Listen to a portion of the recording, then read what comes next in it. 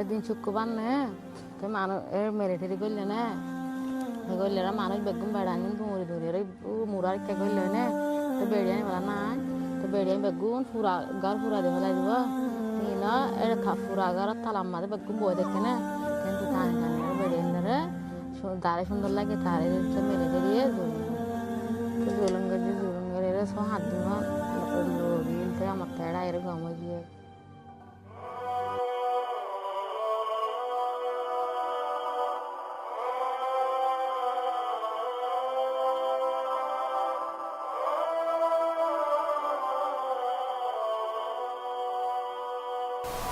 Rape is used in my country as a weapon against those who only want to live in peace, who only want to assert their basic human rights, especially in the areas of the ethnic nationalities.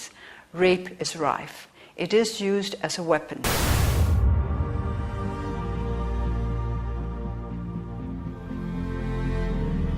Welcome to the Dean Show. How you doing? My next guest, C.J. Wheelerman. Most of you haven't heard the Rohingya. I didn't know much about him.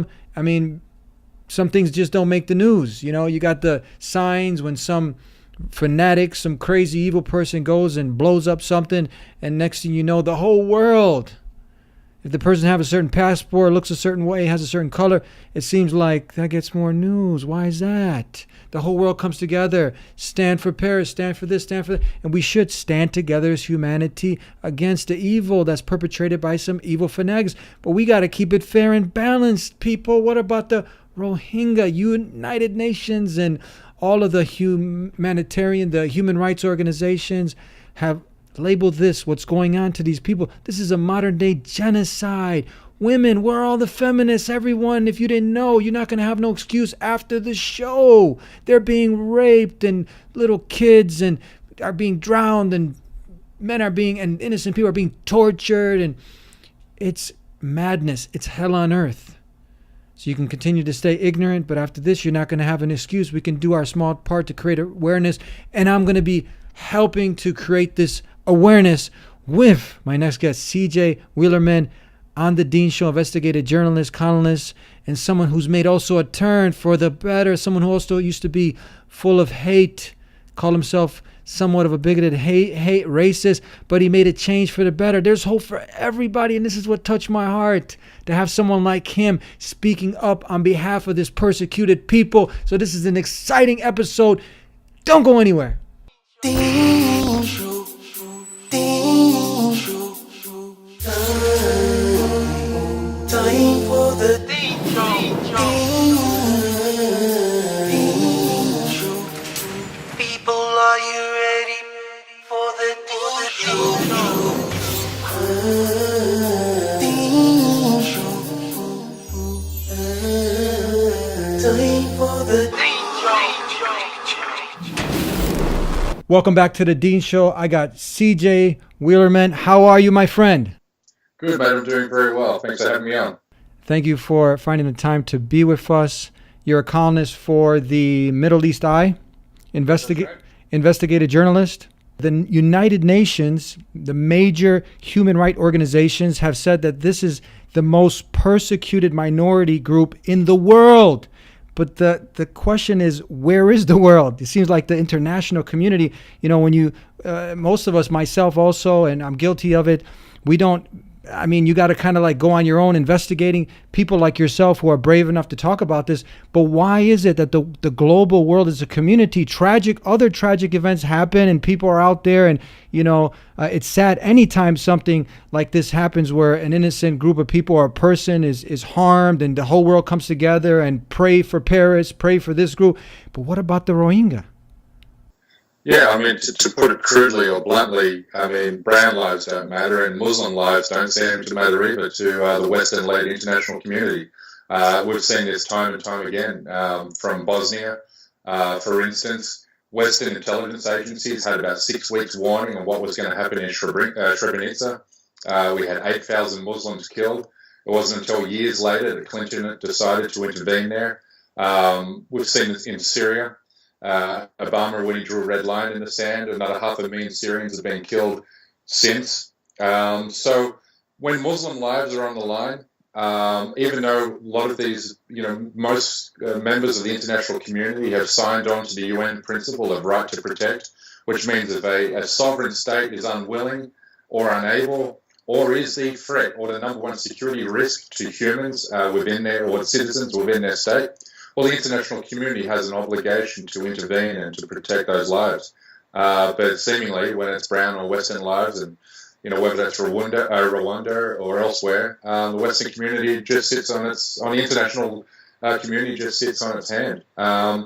Even more sinister is the fact that not only is the Western-led international community sitting on its hands when it comes to the genocide that's taking place in Myanmar, they're proactively mobilizing and backing and supporting the genocide there. You've got China, which has said it fully backs Myanmar. You've got India, which says it backs Myanmar's counter-terrorism operations in that country when there is no terrorist activity taking place in that country. That, again, is just a fig leaf for India to back the genocide against the 1.3 million Muslims who live there. And Israel continues to sell weapons to China, and neighboring Muslim-majority states have said they don't have the finances or the resources to take care of the refugee problem there. So, it's not a case of doing nothing. The Western-led community, international community, is doing something. They're actually helping this genocide take place. Tell me, CJ, let's back it up. For the layman, the person who is hearing about this for the first time, can you break it down for us? What is the part of the world where this is happening, and what's happening? How did this all start? Yeah, it started. Burma, as it was called, was a British colonial project, and the British there, several hundred years ago, brought in Bengali labourers from what is now Bangladesh, and they used them for basically civilian infrastructure projects, cheap international or foreign labour, basically, and so. What is now 1.3 million Rohingya Muslim population that's there now, I think in the diaspora, I think the population is closer to about 4 or 5 million. They're basically a stateless people because Bangladesh no longer considers them to be Bangladeshis, and Burmese don't consider them to be part of the Burmese culture. And so they've always been scapegoated and vilified. There's basically 4 decades of solid evidence of periodic mass killings, torture, and expulsions. Whenever political opportunists within the military junta have needed somebody to vilify to, help justify their brutal and oppressive regime, well, they've blamed the Rohingya for it. So they've been the perfect political scapegoat for time immemorial. So this is the Rohingya people. And this is in the country, it's right next to what, China and India, is that right? That's right. Myanmar? Yep. And this is now a people that have been there for hundreds of years? Yes, that's right. And they've been persecuted for these hundreds of years, and now is this something that's just coming to light, or it's gotten to a whole nother level? It's gotten to a whole nother level since about 2012. So, Myanmar is in a transition period from transitioning from being a military junta to basically a quasi-democratic state. It's a bit of a joke that it is democracy. Aung Suu Kyi is basically just a puppet figurehead to give the military junta a friendly democratic face. She's effectively powerless, but that doesn't vindicate her from the genocide that's taking place in Myanmar, because she's used rhetoric, the same kind of rhetoric we've seen Assad use to demonize Syrian opposition as jihadists or terrorists or Islamic extremists, when the Rohingya are far from that, when the Syrian people were far from that. And so she's complicit in the genocide. Even though she might be powerless, she's certainly complicit and has added fuel to the fire with what's happening there. So the crackdown really began in about 2012, during this transition period, and they've really stepped up. The Myanmar military has really stepped up its operations to dispossess, to kill, to torture, to loot, and to expel the Rohingya population. I think now 300,000 are now internally displaced and are seeking refuge on the Bangladesh border. I think there's something like 80,000 who have now successfully crossed the border illegally into Bangladesh or in one of the 3 main refugee camps there. But the great majority are trapped there on the border, basically at the whims of the Myanmar's military. So these are people that their ancestors were on this land. They were born on the land. So now there's specific rights that have been taken away. They're not allowed, correct me if I'm ever wrong, they're not allowed to vote. They're restricted now to internment camps. Is that right? Mm-hmm. They're not allowed to have more than 2 children, something like that. That's right. And they basically live in segregated apartheid living conditions at the best of times. Now these are the worst of times where apartheid and segregation almost sound quaint compared to what's happening today. This is a full-on ethnic cleansing project, and even the United Nations issued a statement 2 days ago saying this meets the textbook definition of ethnic cleansing. I really commend you, because sometimes people they jump on, it's a trend. It's kind of like trendy when there's something going on in the world, and celebrities, everybody will jump in and they'll bring light. And they'll help to mitigate, a certain tragic situation, bring light to it, and then the media will jump on, and now, people will have to account. But you're one of the few. I really commend you. You're doing some great work creating awareness on this. Why don't we see more? Is it just people are ignorant about it? I think it might be a combination of ignorance. I mean, it's also the Western mainstream media is a selective outrage generating machine. And the lives and plight of brown people, particularly Muslims, in a part of the world where most Americans or many people in the West can't identify on a map, doesn't really stir a lot of media headlines in the Western media. The Western media. I mean, if it wasn't for social media, many more wouldn't know what's taking place there. I will say I have seen a little bit of which is encouraging. What started off maybe with Middle East Eye and Al Jazeera and those type of outlets, which sort of cover, the plight or the crisis of Muslims around the world. I even saw CNN cover the story for the first time a couple of days ago. So, noise is being created. I think enough people are paying attention now for there to be. Headlines to be common, and once you have headlines, then you have a debate and discussion, and from that, policy follows. So hopefully, policymakers, there's enough pressure on them, or growing pressure, that they're unable to sit on their hands and ignore what's happening. Let's talk about the tragedy of so many. I'm hearing so many innocent women are being raped. I mean, systematically by the army. Houses are whole villages, like 500, 1,000 at a time. Is this correct? I'm not sure about those numbers, but I know the UN did an investigation several months ago and found that basically half, up to about 50% of all Rohingya Muslim women had been subject to some sort of sexual harassment or rape. I think 1 in 3 verifiably raped. Children who have been bayoneted while they're breastfeeding from their mothers. Some of the atrocities that are coming out of there, match and are equal to anything that the Islamic State has ever carried out in either Iraq or Syria.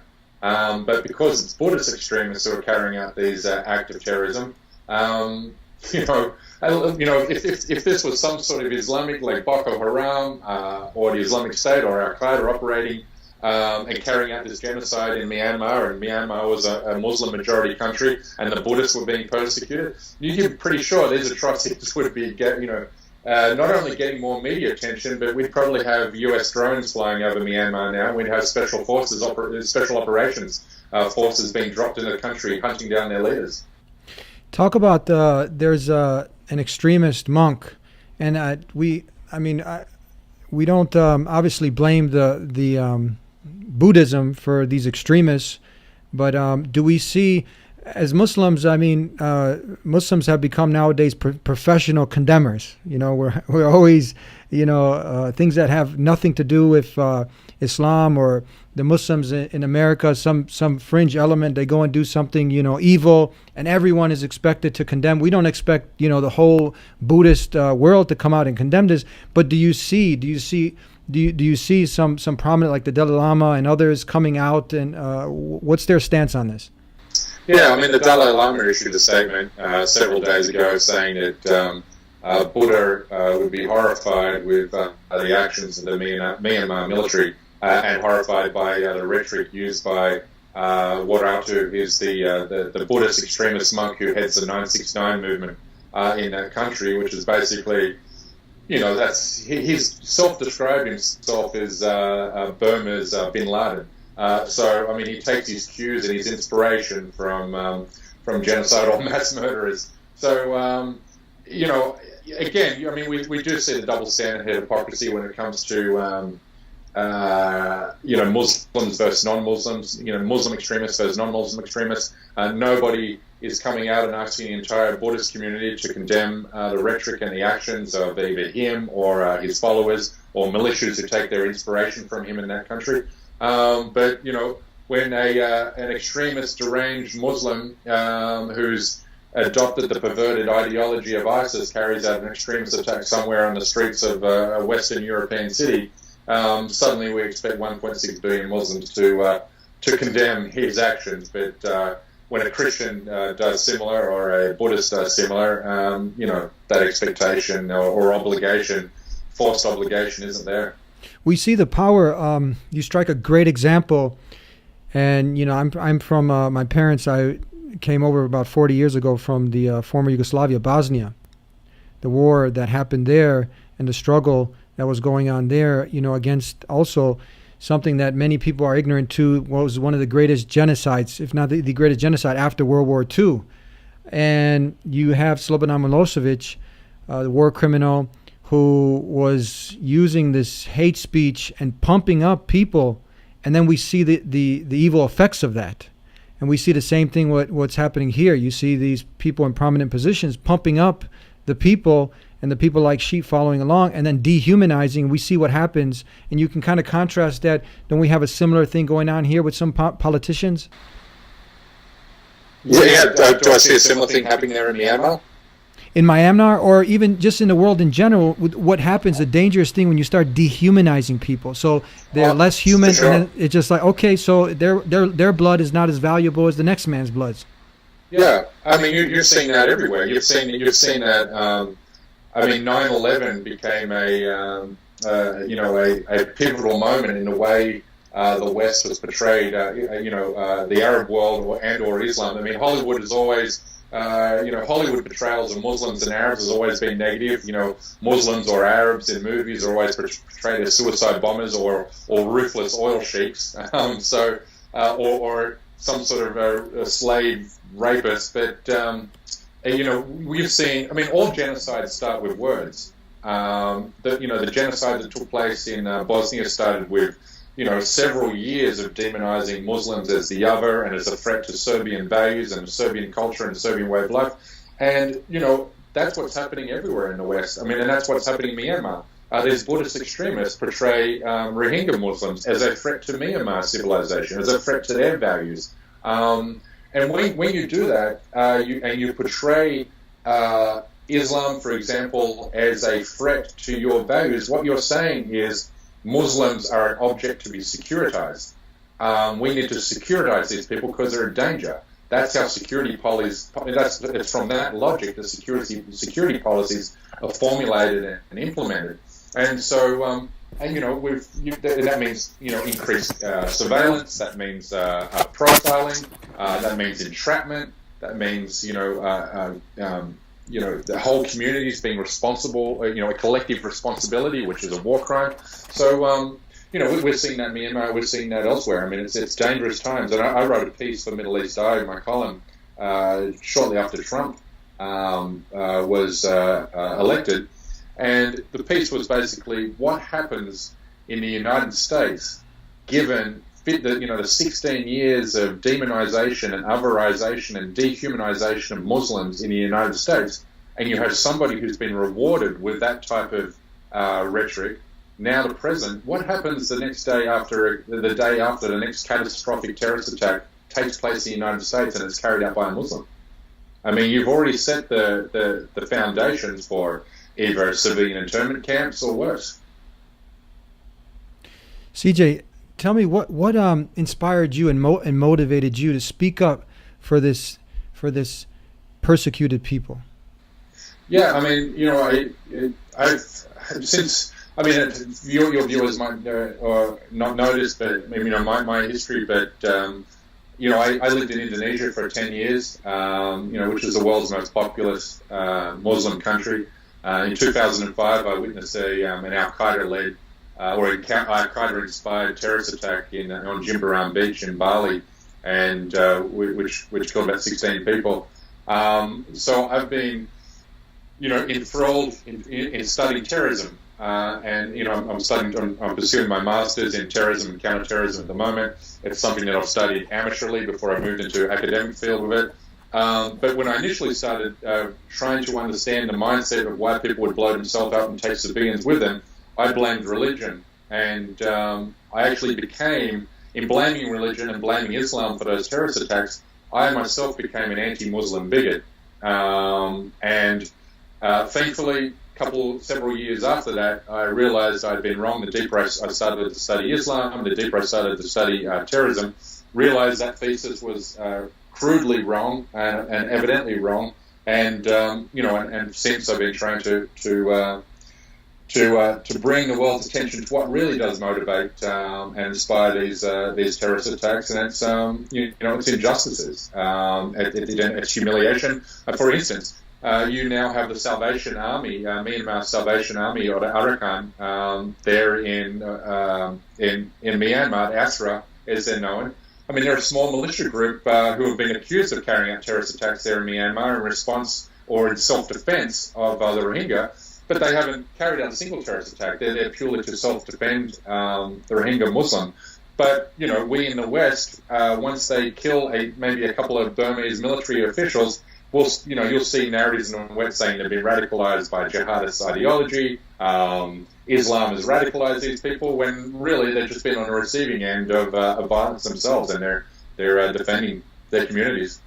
So you're familiar now. You're really intensively studying, advocating for the study, academic research on terrorism. Robert Pape and you at the University of Chicago and others, they've done studies funded by the Pentagon that people aren't. How come they don't have on CNN people like him, people like yourself, who are bringing to light these facts? Most of the people they're trying to make it seem like Islam is the root of this terrorism, but when intellectuals like yourselves, academics, when you look at the facts, that's totally the antithesis of the truth.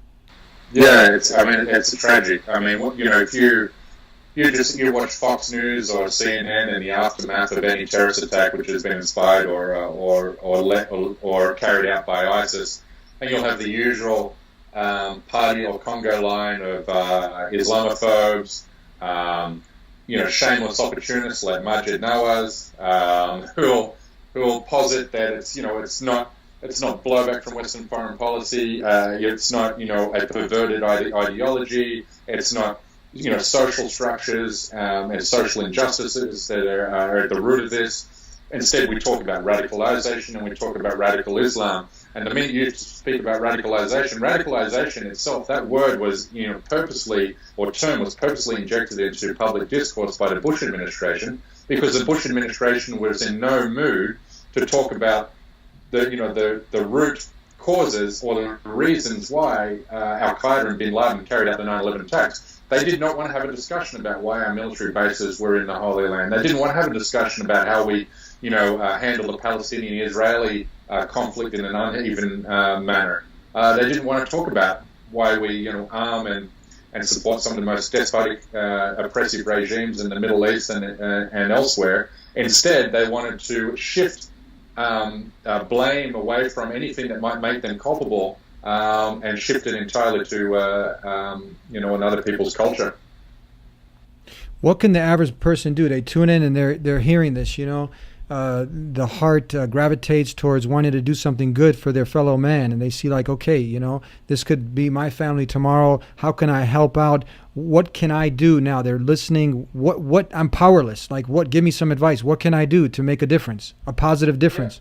Yeah, I mean, it all depends where you are. I mean, if you're in a Western democratic country like here in the United States, then make noise. Noise attracts the media. The media is always attracted to bright, shiny things, and there's nothing more bright and shiny for the media when there's a lot of public noise and stirring, and that's really, the noise that's been created on social media about what's happening in Myanmar is the reason you're now seeing, the crisis in Myanmar make its way onto CNN. And if it makes its way onto CNN, then policymakers are going to start paying attention because their constituents are paying attention.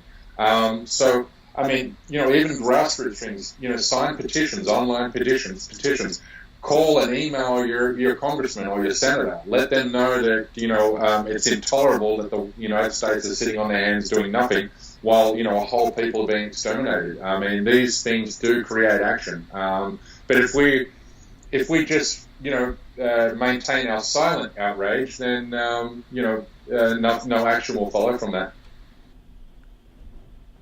I really commend you again. As I've said, your voice has been strong on this, and I hope many will go ahead and follow in your footsteps to help create awareness in this and see the truth, which is kind of distorted and out there, but you bringing light to it really is going to help a lot of people. We're trying to do our part, and I really commend you. Thank you so much for finding the time to speak with us here on the Dean Show. I really appreciate that, and I'm sure our viewers do also. Thank you. No, thank you very much for having me on. Appreciate it. Thanks.